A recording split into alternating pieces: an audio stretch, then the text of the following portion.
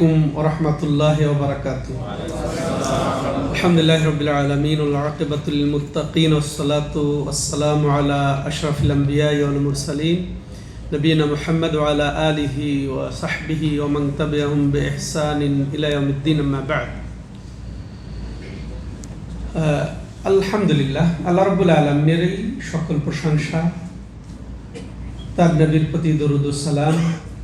মাশাআল্লাহ, আজকে জুমার দিনের এই গুরুত্বপূর্ণ সময়ে এই যে রিয়াদ এলাকা জমিয়ত কর্তৃক আয়োজিত আজকের এই সুন্দর এই আয়োজনে আমরা যে শরীক হতে পেরেছি, এই জন্যই আল্লাহর শুকর। তো আপনারা ইতিপূর্বে শুনলেন যে আমাদের আলোচ্য বিষয় সেটা দার্সে হাদিস হিসেবে পেশ করা। তো আল্লাহর শুকর আদায় করার পরে আবার আমরা সেটারও শুকর আদায় করি, যাদের মাশাআল্লাহ সহযোগিতায় আমরা এই আয়োজনের সুযোগ লাভ করেছি।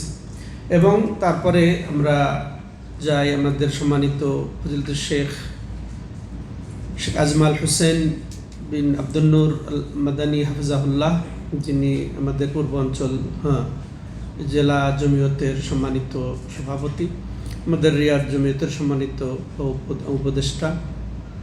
তো আরও উপস্থিত হয়েছেন আমাদের দায়ীদের মধ্যে শেখ শামীম হাফিজাহুল্লাহ, আর পরিচালনা করছেন মাশাআল্লাহ আমাদের নবনির্বাচিত রিয়াদ এলাকা জমিয়তের সম্মানিত সভাপতি। তো আরও মাশাআল্লাহ উপস্থিত যারা আছেন, আপনারা সহসভাপতি হিসেবে মাশাআল্লাহ মনোনীত হয়েছেন আমাদের সবার সুপরিচিত সেলিম ভাই, তারপরে আমাদের আহসান হাবিব ভাই, আরও যারা বিভিন্ন পর্যায়ে আছেন সবাইকে জানাই অভিনন্দন, শুভেচ্ছা, স্বাগত। এবং আজকের আসলে এই মনোমুগ্ধকর অনুষ্ঠান দেখে আমরা সত্যিকার আনন্দিত, অনুপ্রাণিত যে সামনে আশা করি আমাদের যে স্থবিরতা সৃষ্টি হয়েছিল, এই স্থবিরতা কাটতেই হবে, এর কোনো বিকল্প নেই। এক উদ্দেশ্যেই যে যেমন মাশাআল্লাহ আহসান হাবিব ভাই বলেছেন যে আমি জমিয়ত, বাস কোন শাখা কোন এলাকা কোন এটা না, আমি জমিয়তের একজন। মাশাআল্লাহ জমিয়ত মানে একটা বিশ্বের মধ্যে সেরা তাওহীদি প্রতিষ্ঠান, তাওহীদের ঝান্ডাবাহী কাফেলা। তো সেই কাফেলার আমি একজন, এটা হতে পেরে আমি আসলে গর্বিত, আনন্দিত। তো এটা আসলে কোনো দুনিয়ার সংগঠন নয়, দুনিয়ার স্বার্থে নয়। তো সেই জন্য আমিও সত্যিকার আনন্দিত আপনাদের সাথে। তো যে হাদিসটা আমি সংক্ষেপে বেছে নিয়েছি সেটা হচ্ছে কি যে যেটা মাশাআল্লাহ আবু মুসা আশআরী রাদিয়াল্লাহু তাআলা আনহু বর্ণিত হাদিস, আল মুমিনু লিল মুমিনি কাল বুনিয়ান আশুদ্দু বাদুহু বাদা। সহিহ বুখারীর হাদিস, এটি তিরমিজিতে এসেছে, শেখ আলবানী এটাকে সহিহ বলেছেন। তো এই হাদিসটি অত্যন্ত গুরুত্বপূর্ণ জমিয়তের জন্যে, দাওয়াতি কাজের জন্যে, পরস্পর সহযোগিতার জন্যে, ভ্রাতৃত্ব বোধের জন্যে, তারপরে পরস্পরের পরামর্শর জন্যে। এটা বলা যায় মাইল ফলক এই হাদিসটি। তো এই হাদিসটা ছোট্ট কিন্তু ব্যাপক, অনুপ্রেরণাদায়ক, শিক্ষামূলক।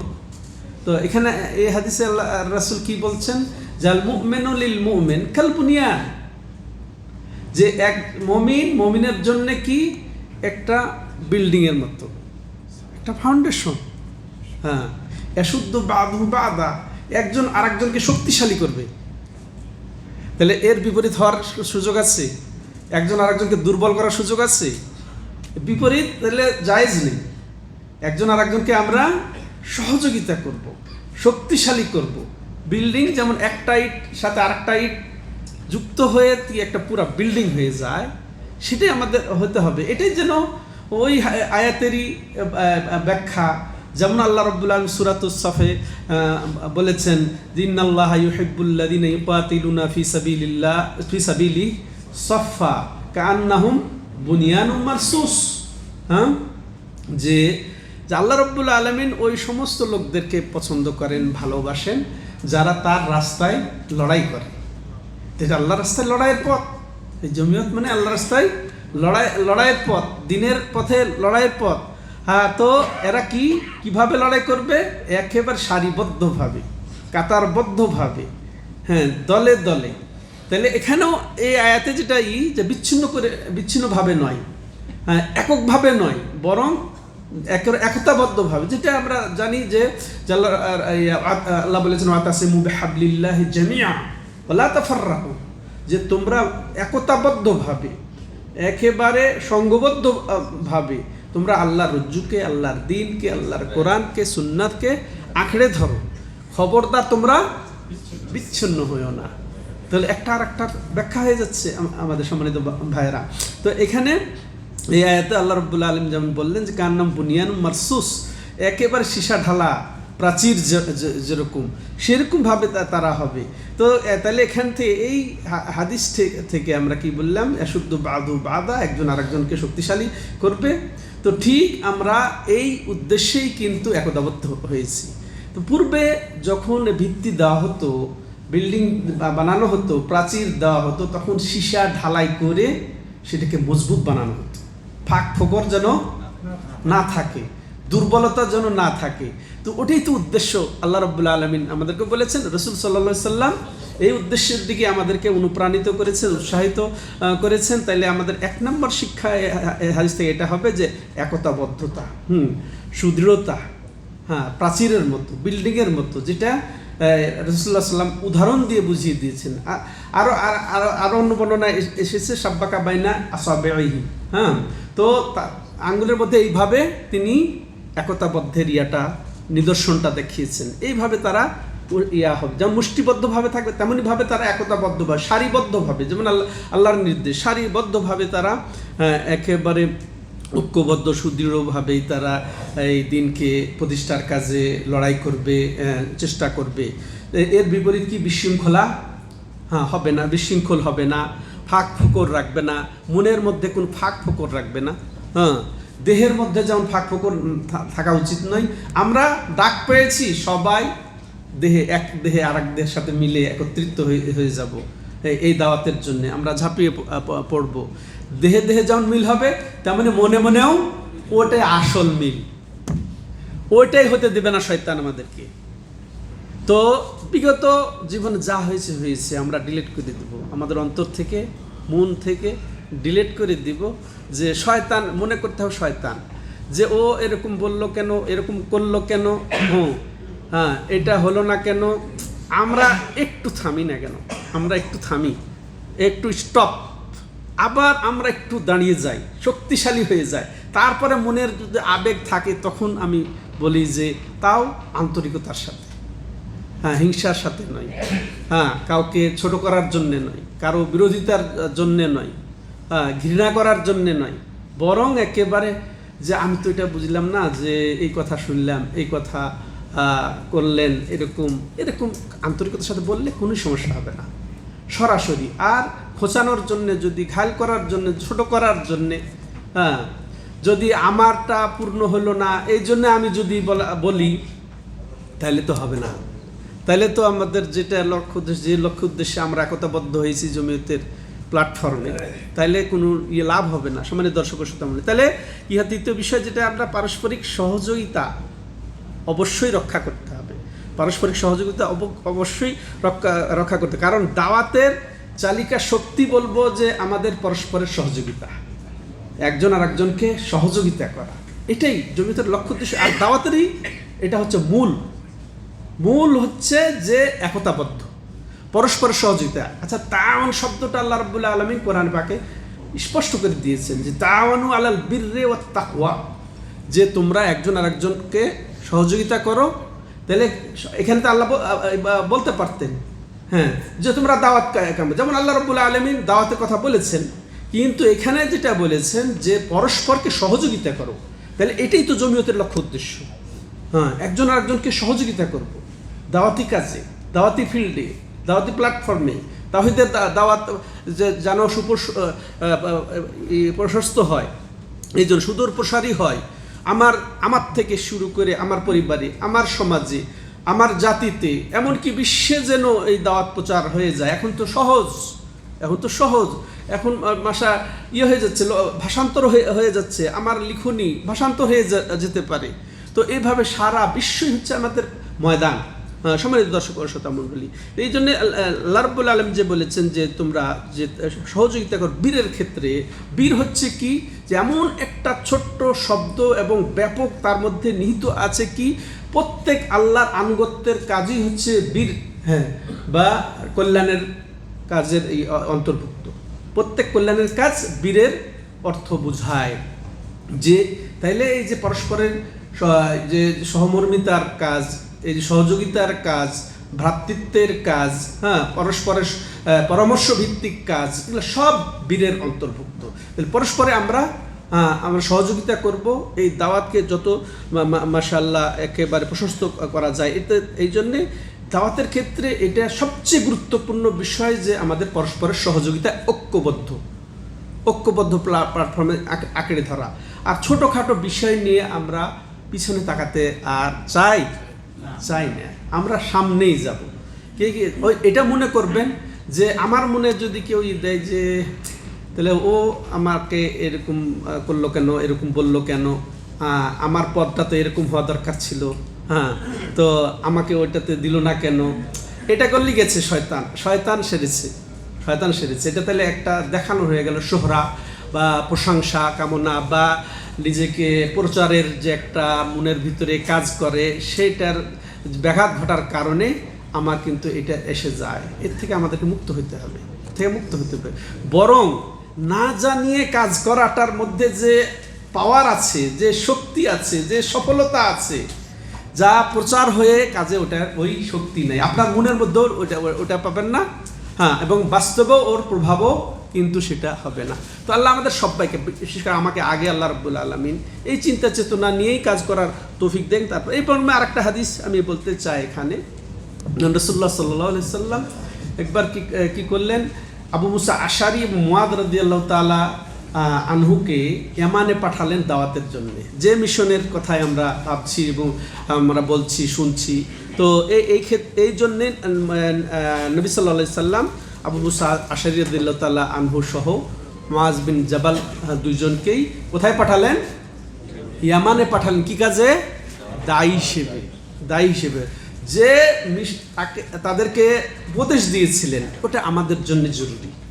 তিনি তাদেরকে যখন পাঠালেন, যে আবু মুসা আশারি রাদিয়াল্লাহু তাআলা উনি বলছেন যে রাসূলুল্লাহ সাল্লাল্লাহু আলাইহি সাল্লাম তিনি তাকে এবং মুআজ রাদিয়াল্লাহু তাআলা আনহুকে পাঠালেন কোথায়? ইয়ামানের দিকে। তখন তিনি তাদেরকে বললেন, ইয়াসসিরা ওয়ালা তুআসসিরা, হ্যাঁ, বাশশিরা ওয়ালা তুনাফফিরা। তারপরে কি বলেছেন? তাতাওয়া ওয়ালা তাখতালিফা। এটাও কিন্তু সহিহ বুখারীর হাদিস। যে তিনি বলছেন তোমরা যে দাওয়াতি কাজে যাচ্ছ, ওই লোকদেরকে তোমরা কি করবে? তোমরা সহজ করে দিবে, কঠিন করবে না। তোমরা জনগণকে সহজ করে দাওয়াত দেবে, কঠিন করে দাওয়াত দেবে না, সহজভাবে নিবে, কঠিন মনে করবে না, হ্যাঁ, এইটা কঠিন করে নিবে না। তারপরে বাশশিরা ওয়ালা তুনাফফিরা, তাদেরকে সুসংবাদ দিবে, হ্যাঁ, সুসংবাদ দিবে। আসো ভাই, সম্মিলিত কাজে ভালো আছে, দাওয়াতি কাজ করলে এই হবে, হ্যাঁ, তারপরে জান্নাত আমাদের জন্য আছে, সুসংবাদ দিবে, তাদেরকে ভাগিয়ে দিবে না, হ্যাঁ, যে তুমি এই কথা বললে না কেন, এই কাজ করলে না কেন, দোষারোপ করে হোক, তারপরে বিভিন্নভাবে তাদেরকে তুমি দূরে সরাই দিও না, বরং সুসংবাদ দিয়ে তাদেরকে কাছে নিও। তাও মানে দেখো, তোমরা একে অপরে তোমরা বিরোধিতা করবে না, একজন আরেকজনের বিরোধিতা করবে না, বরং সহমর্মী হবে, সহযোগী হবে, হ্যাঁ। তো বিরোধিতা ওয়ালা তাখতালিফা, এটা বিশেষ করে তাদের দুইজনকেই কিন্তু বলছেন যে তোমরা এই সহযোগিতা, পরস্পর সহযোগী হবে, পরস্পরের বিরোধী হবে না। তোমার মন একরকম, ওর মন একরকম হতেই পারে, মন আল্লাহ রাব্বুল আলামিন দিয়ে দিয়েছেন, আল্লাহ এক একজনের এক এক বুঝ দিয়ে দিয়েছেন। তার অর্থ কিন্তু বাস্তবে তোমরা মতভেদ করো না, মতভেদ করলে হবে না, বরং একজন আর একজন সমঝোতার মাধ্যমে আল্লাহর রাজি খুশির জন্যে বাস দাওয়াত দিয়ে যাবে। এটাই তো শিক্ষা দিলেন, খবরদার তোমরা পরস্পরে মতভেদ করবে না। সহিহ বুখারী। তাইলে দাওয়াত প্রতিষ্ঠা করতে হলে শক্তি কিসে হবে?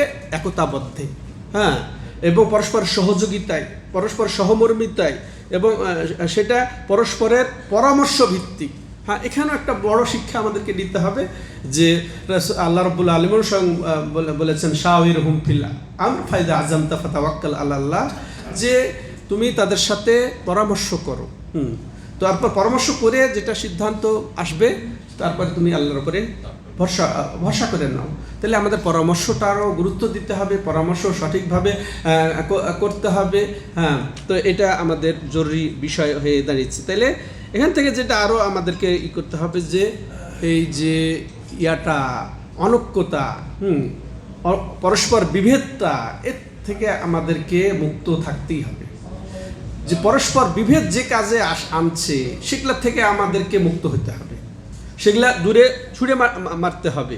তো দায়ীদের সবচেয়ে গ্রহণযোগ্য এই ক্ষেত্রে নীতিমালা যেটা হবে, সেটা আমরা যেটা বলবো সেটা হচ্ছে কি পরস্পরের সহযোগিতা, সহমর্মিতা, পরস্পরে কি বলবো এটাকে একমত পোষণ করা। পরস্পরে কি একমত পোষণ করব না আমরা বিক্ষিপ্ত হব?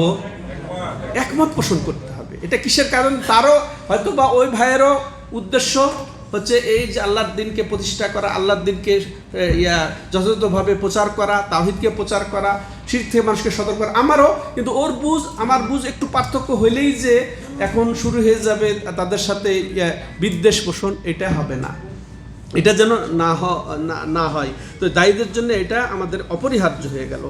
এখন যে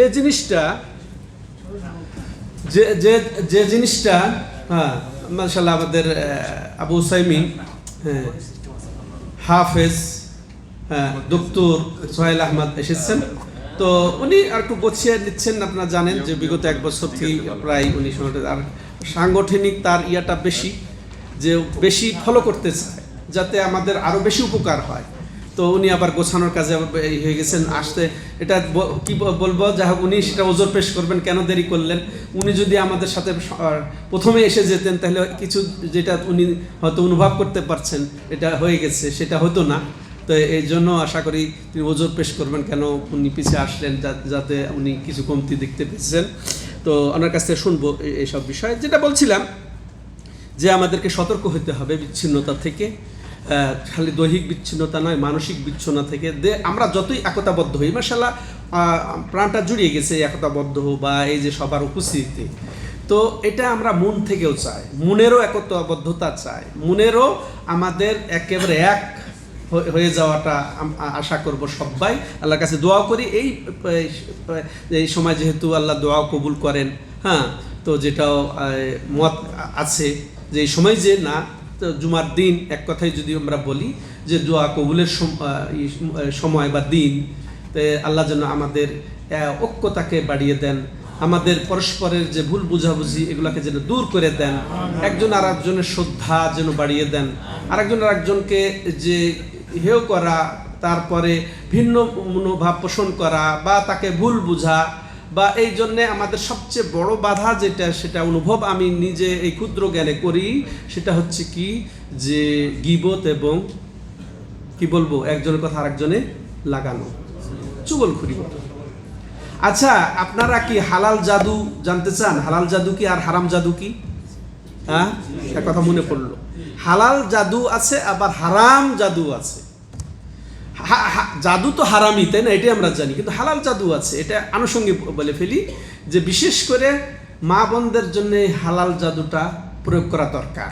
ওইটা প্রয়োগ না থাকার কারণে হারাম জাদু ওখানে কাজ করে। হালাল জাদু হচ্ছে যে আমাদের বোনেদেরকে যেটা পরামর্শ দিব যে তাদের স্বামীর ক্ষেত্রে প্রয়োগ করবে। স্বামীকে তারা জাদু করবে কিভাবে?